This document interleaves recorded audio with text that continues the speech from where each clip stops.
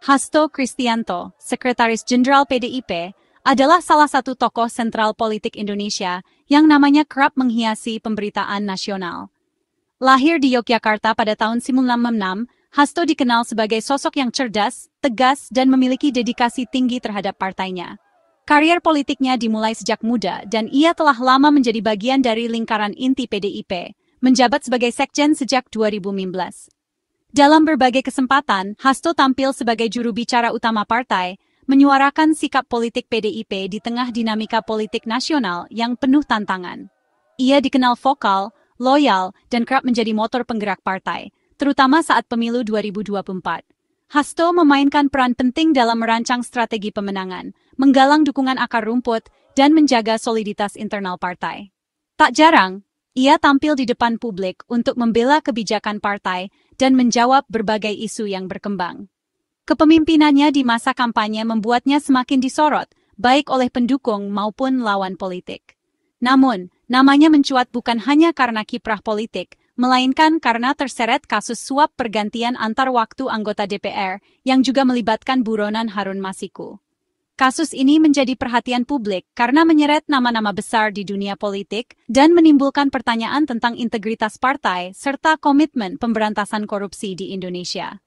Hasto pun menjadi sorotan utama media, dengan setiap langkah dan pernyataannya diawasi ketat. Keterlibatan Hasto dalam kasus korupsi ini menjadi ujian berat, baik bagi dirinya maupun citra partai. Ia harus menghadapi proses hukum yang panjang, tekanan publik, serta berbagai spekulasi yang berkembang di masyarakat. Banyak pihak menilai kasus ini akan menjadi penentu masa depan karier politik Hasto dan juga arah PDIP ke depan. Dari politisi berpengaruh, ia berubah status menjadi tersangka, terdakwa, hingga akhirnya narapidana di rutan KPK. Transformasi ini berlangsung cepat dan dramatis, memperlihatkan betapa kerasnya dunia politik dan hukum di Indonesia. Banyak yang terkejut dengan perkembangan kasus ini, mengingat posisi Hasto yang sangat strategis di partai. Penahanannya menjadi simbol penegakan hukum anti korupsi, namun juga memicu perdebatan soal politisasi hukum. Sebagian masyarakat mengapresiasi langkah KPK, namun tak sedikit pula yang menilai ada kepentingan politik di balik penetapan status hukum Hasto.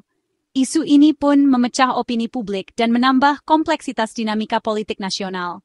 Kini, semua mata tertuju pada langkah pemerintah dan elit politik. Sebuah keputusan dari puncak kekuasaan akan segera membalikkan seluruh alur cerita ini, menentukan apakah kasus Hasto akan menjadi babak baru dalam sejarah politik Indonesia, atau justru menambah daftar panjang kontroversi di negeri ini.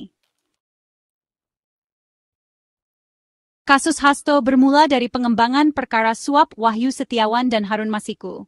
Nama Hasto muncul dalam persidangan, diduga terlibat dalam upaya meloloskan Harun Masiku ke DPR. Setelah penyelidikan intensif, KPK menetapkan Hasto sebagai tersangka, mengguncang panggung politik nasional. Proses hukum berjalan cepat, pemeriksaan saksi, penggeledahan, hingga sidang di Pengadilan Tipikor. Jaksa menuntut hukuman penjara, dan hakim akhirnya memvonis Hasto 3,5 tahun penjara. Ia resmi menjadi narapidana dan dieksekusi ke rutan KPK. Pihak Hasto mengajukan banding, namun proses hukum ini tiba-tiba terhenti oleh intervensi politik. Tak ada yang menduga, babak baru segera dimulai. Di tengah proses banding, Presiden Prabowo Subianto mengeluarkan surat permohonan amnesti untuk Hasto Kristianto. Langkah ini mengejutkan publik, karena amnesti jarang diberikan untuk kasus korupsi. DPR merespons cepat, menggelar rapat paripurna dan menyetujui permintaan Presiden. Dengan persetujuan DPR, keputusan Presiden tentang amnesti untuk Hasto diterbitkan. Semua tuntutan hukum terhadap Hasto otomatis gugur, bukan sekadar penangguhan, tapi pengampunan total. KPK menyatakan tunduk pada keputusan ini, menghentikan seluruh proses hukum. Perkara Hasto dinyatakan selesai dan tidak dapat dibuka kembali. KPK juga membatalkan niat banding. Babak hukum Hasto ditutup oleh keputusan politik tertinggi. Kontroversi pun tak terelakkan. Jumat, 1 Agustus 2025, menjadi hari yang sangat dinantikan oleh banyak pihak. Hari pembebasan Hasto Kristianto dari rumah tahanan Komisi Pemberantasan Korupsi. Sejak pagi, suasana di sekitar rutan KPK sudah terasa berbeda. Para wartawan, pendukung, dan masyarakat umum mulai memadati area luar gedung, menunggu momen bersejarah ini. Pagi hari, Hasto sempat terlihat keluar dari rutan KPK, masih mengenakan rompi oranye khas tahanan dan borgol di tangan. Pemandangan ini langsung menimbulkan spekulasi di kalangan media dan publik. Apakah ia benar-benar akan bebas hari itu, atau masih ada proses hukum yang harus dijalani? Malam harinya, setelah proses administrasi amnesti dan kelengkapan dokumen hukum akhirnya rampung, Hasto benar-benar dinyatakan bebas. Proses ini berlangsung cukup lama, menambah ketegangan dan rasa penasaran semua pihak yang menunggu di luar. Ia akhirnya keluar dari pintu rutan tanpa lagi mengenakan borgol, tampil percaya diri dengan kemeja merah dan blazer hitam. Senyumnya lebar, dan sorot kamera serta sorakan pendukung langsung menyambutnya. Dengan gestur tinju ke udara, Hasto menandai kelegaan dan kemenangan setelah melewati proses hukum yang panjang dan melelahkan. Momen ini menjadi simbol harapan baru bagi dirinya dan para pendukungnya. Sorotan kamera, kilatan lampu, dan kerumunan jurnalis mengabadikan detik-detik penting ini. Gambar Hasto yang melangkah keluar menjadi salah satu momen ikonik dalam sejarah politik Indonesia, menandai babak baru dalam perjalanan karirnya. Tak lama kemudian, Hasto langsung dijemput oleh keluarga tercinta dan rekan-rekan partai yang sudah menunggu sejak pagi. Pelukan hangat dan air mata haru mewarnai pertemuan mereka, menandai kembalinya Hasto sebagai warga negara yang bebas. Namun, di tengah euforia pembebasan, muncul berbagai pertanyaan dan perdebatan di masyarakat. Banyak yang bertanya-tanya tentang proses hukum yang dijalani, serta implikasi politik dari pembebasan ini. Peristiwa ini bukan sekadar soal kebebasan individu, melainkan juga mencerminkan dinamika relasi kekuasaan, politik, dan hukum di Indonesia. Momen ini akan terus dikenang sebagai salah satu bab penting dalam perjalanan demokrasi dan penegakan hukum di tanah air. Ramai istilah amnesti dan abolisi, tapi apa bedanya? Amnesti, seperti yang diterima Hasto, adalah pengampunan total yang menghapus seluruh akibat hukum, seolah-olah kejahatan tak pernah terjadi. Status hukum penerima amnesti dipulihkan sepenuhnya. Biasanya diberikan untuk tindak pidana bermuatan politik. Abolisi, sebaliknya, menghentikan proses hukum sebelum ada putusan pengadilan tetap.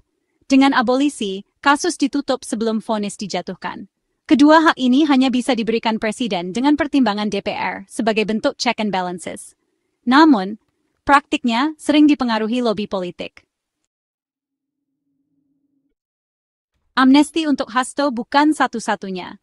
Pemerintah juga memberikan amnesti kepada 1.115 narapidana lain dalam kebijakan rekonsiliasi nasional. Tom Lembong, mantan Menteri Perdagangan, mendapat abolisi atas kasus korupsi impor gula. Tom dan Hasto berasal dari kubu lawan Prabowo di Pilpres 2024. Pengampunan ini dinilai sebagai langkah politik strategis untuk merangkul rival. Namun publik bertanya mengapa terpidana korupsi diampuni. Apakah rekonsiliasi politik harus mengorbankan prinsip penegakan hukum? Pertanyaan-pertanyaan ini ramai diperbincangkan. Pemerintah segera memberi penjelasan resmi. Menkumham Supratman Andi Aktas menegaskan, keputusan ini diambil demi kepentingan bangsa yang lebih besar. Setelah Pilpres yang penuh polarisasi, negara butuh langkah terobosan untuk mendinginkan suhu politik. Amnesti dan abolisi dianggap cara efektif menciptakan situasi kondusif dan damai. Pemerintah juga menyoroti kontribusi Hasto dan Tom bagi negara. Narasi resminya ini bukan soal individu, tapi demi keutuhan bangsa. Namun, penjelasan ini tak membendung kritik dan kecurigaan publik. Banyak yang menilai ada agenda politik tersembunyi di balik keputusan ini. Keputusan presiden langsung jadi bahan analisis para pengamat politik. Banyak yang menilai ini manuver cerdas untuk konsolidasi kekuasaan pasca Pilpres.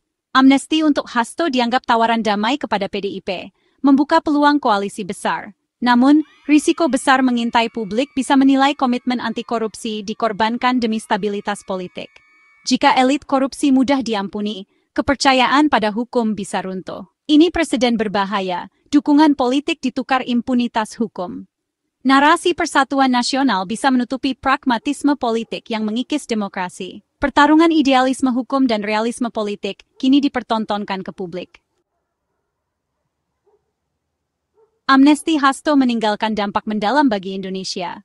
Keputusan ini bukan hanya soal satu individu, tapi juga mencerminkan bagaimana sistem hukum dan politik kita bekerja. Banyak masyarakat bertanya-tanya apakah keadilan benar-benar ditegakkan, atau justru ada kepentingan tertentu yang lebih diutamakan. Publik bisa makin sinis pada hukum tajam ke bawah, tumpul ke atas. Rasa kepercayaan terhadap institusi penegak hukum pun bisa terkikis. Banyak yang merasa, jika hukum bisa diintervensi oleh kekuatan politik, maka keadilan menjadi barang langka.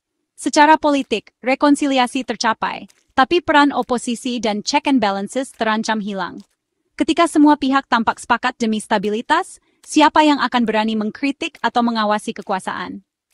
Demokrasi yang sehat membutuhkan oposisi yang kuat, bukan sekadar formalitas.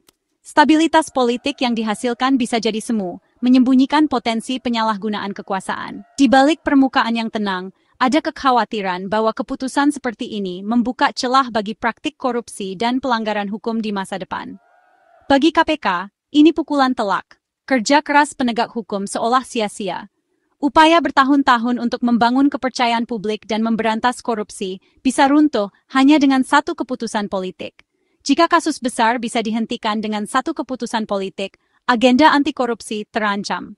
Masyarakat pun bertanya-tanya, apakah masih ada harapan untuk keadilan dan transparansi di negeri ini?